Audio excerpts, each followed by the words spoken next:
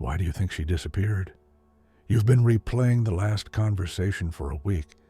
You've scanned every word, every emoji. It all seemed fine. Good, even. The chemistry was palpable. The banter was sharp. You had a date planned. And then, nothing. A lead weight in your stomach as your message sits there, delivered but not read, or read but not answered. The silence is no longer just an absence of sound, it's a presence. A loud, screaming void that occupies your mind. You check your phone again, nothing. You feel the familiar, sickening cocktail of confusion, anger, and a humiliation so profound it feels like a physical injury. You call this being ghosted. You believe someone has done something to you. That is the first illusion. The truth is far more damning. The woman who disappeared is not the author of your pain. She is merely the mirror reflecting it back at you. She did not ghost a man she was excited about. She recoiled from a psychic void. She felt an absence, an unnerving hollowness where a man's soul should be, and she fled. She didn't ghost you. You were the first ghost in the interaction. And until you confront the phantom that you are, every promising connection you ever make will vanish into thin air exactly the same way.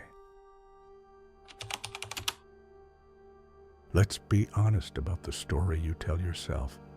When the silence descends, the accusations begin. She's flaky. She's immature. She probably has a roster of 5 other guys. Modern women have no sense of decency. You cast her as the villain in your story. It's a comfortable narrative. It places the wound, the failure, the shame outside of you. Your ego builds a fortress of judgment around the truth to protect you from the devastating possibility that the problem lies within. But now, I want you to perform a simple, terrifying act of alchemy. Take every accusation you have ever leveled at a woman who has ghosted you and turn it back on yourself, not as an insult, but as a diagnosis. What if your attention is the one that's flaky? Not in the world of work or projects, but in the world of emotional presence. What if, during your conversations, your soul was checking its phone? What if your communication is the thing that's immature? All surface-level charm, all performance, but with no underlying substance. A well-rehearsed script with no man behind the words. What if you are the one who is not decent, not in your actions, but in your offering? You offer a curated representative, a ghost, and ask for a real woman in return. It is the most dishonest transaction a man can make. This is not an external judgment. This is an internal confession. You have been accusing her of leaving, when the truth is, you were never fully there. You have been condemning the echo, furious that the cavern is empty, but it is you who is the cavern. And she felt it. She felt the hollowness, and she ran, because a woman's intuition is not designed to fall in love with a void. It is designed to detect one and to protect her from it. To understand why this happens, we must go deeper than dating tactics. We must go to the level of psychic architecture. The psychiatrist Carl Jung identified a core component of the male psyche he called the Anima. Think of the Anima as your internal feminine principle. It is not about being effeminate. It is the psychic organ responsible for connection, for emotion, for creativity, for the felt sense of being alive. It is the bridge from your inner world to the inner world of another. For the modern man, this psychic organ is often not just underdeveloped, it is an amputation. It is a phantom limb, This is the central metaphor you must grasp. You feel the deep, aching pain of its absence. You call it loneliness. You call it neediness. And that ache drives you to seek a woman to soothe it. You reach for her. You send the text. You make the plans. But you are reaching with a hand that is not there. She, in turn, feels the approach. She might even be excited by it. She sees your masculine form, your ambition, your intellect, your physique. But when she reaches back, her hand passes right through yours. She feels no grip, no substance, no genuine emotional contact. She feels only the cold, unnerving sensation of an empty space where a man's integrated soul should be. She feels the phantom, and it terrifies her. So she does the only sane thing she can do. She disappears.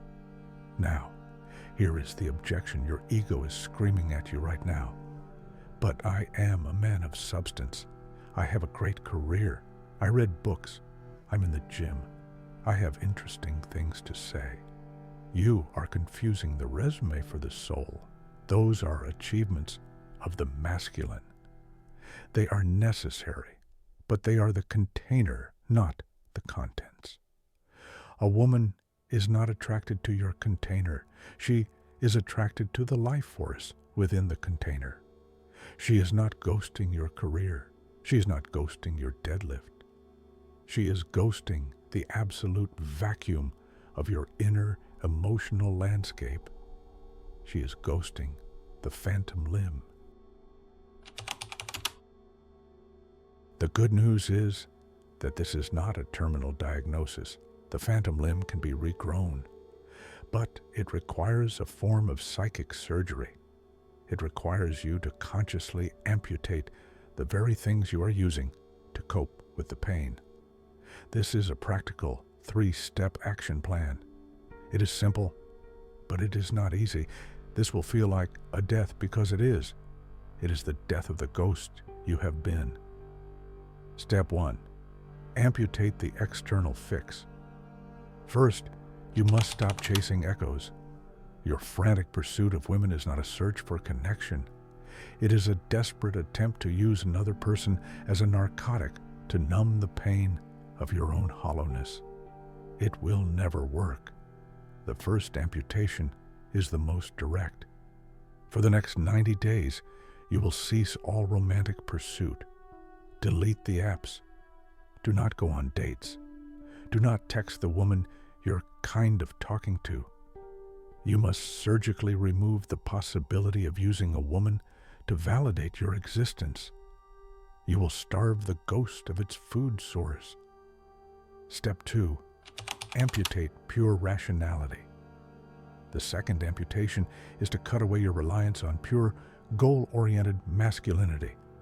Your anima, your phantom limb, is not nourished by spreadsheets and sets and reps. It is nourished by the non-logical, by the world of feeling and being. You must cultivate your inner landscape. This does not mean get more hobbies. This means engaging in activities with no goal other than the experience itself. Learn to play a piece of music, not to perform it, but for the feeling of the notes under your fingers. Read poetry and let the words wash over you without trying to figure them out. Go into nature and just sit. Don't hike for miles. Just be. This intentional engagement with the non-productive, the beautiful, and the felt is the physical therapy for your soul. It is how the nerve endings of the anima begin to regenerate. Step 3. Amputate the fear of silence. The final amputation is the most difficult. You must learn to sit in the room with the silence you so desperately fear. When you have amputated the external fix and the crutch of pure rationality, the pain of the phantom limb will become acute. The loneliness will feel like a fire. Your instinct will be to run, to call a friend, to turn on a podcast, to do anything to escape the deafening roar of your own inner emptiness. You must not. This solitude is the forge. You must sit in the fire of that feeling and simply endure it. It is in this silent endurance that the anima is given the space to finally speak. It is in this emptiness that a true inner substance begins to form. You are not running from the void. You are turning to face it, and by facing it, you begin to fill it with your own presence.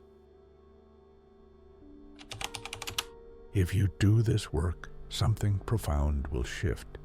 It will not be overnight. It will be a slow, quiet dawn. The frantic, aching pain of the phantom limb will begin to subside. The gnawing neediness will be replaced by a calm, self-possessed solitude.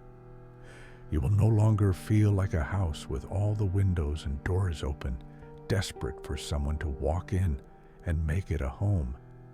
You will feel, for the first time, like you are already home within yourself. This is the transformation.